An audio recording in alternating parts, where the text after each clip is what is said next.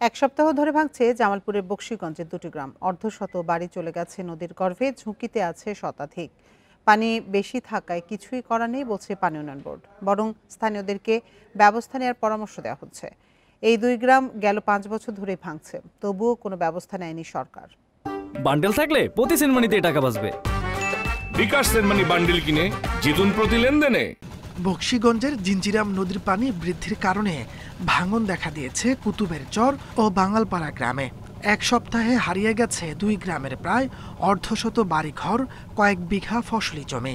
সম্বল রক্ষায় ঘর খুলে অন্য জায়গায় সরিয়ে নিচ্ছেন স্থানীয়রা। নদী শাসনের জন্য কয়েক জায়গায় যোগাযোগ করেও সমাধান পাননি এলাকার মানুষ। দুই গ্রামের প্রায় 2500 বাসিন্দা এখন চরম ক্ষতির মুখে।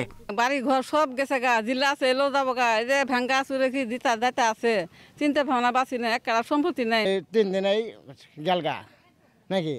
এখন এই পানি এখান বাড়তে আছে, ই করতে আছে, ভাঙতে আছে। সরকারের যদি এটা বিধি ব্যবস্থা না করে, বস্তা বাইলিং যদি না দেয়, না দিলে পরে এই গ্রাম সব পুরাটাই চলে যাবো। পানি কমা ছাড়া কোনো ব্যবস্থা নেবে না পানি উন্নয়ন বোর্ড, বরং ভাঙনের ঝুঁকিতে থাকা জায়গায় আপাতত বাঁশ কিংবা গাছের ডাল ফেলতে স্থানীয়দের পরামর্শ দিচ্ছেন কর্মকর্তারা।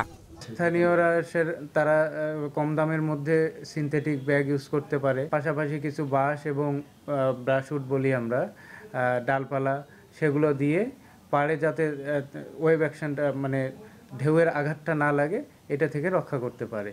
তবে কুতুবের চর ও বাঙালপাড়া শুধু এবারই ভাঙছে না, 5 বছর ধরে এমন দুর্ভোগ পোহাচ্ছেন এখানকার মানুষ। এই পর্যন্ত 3 শতাধিক বাড়ি আর শতাধিক একর জমি বিলীন হয়ে গেছে নদীতে। Independent news.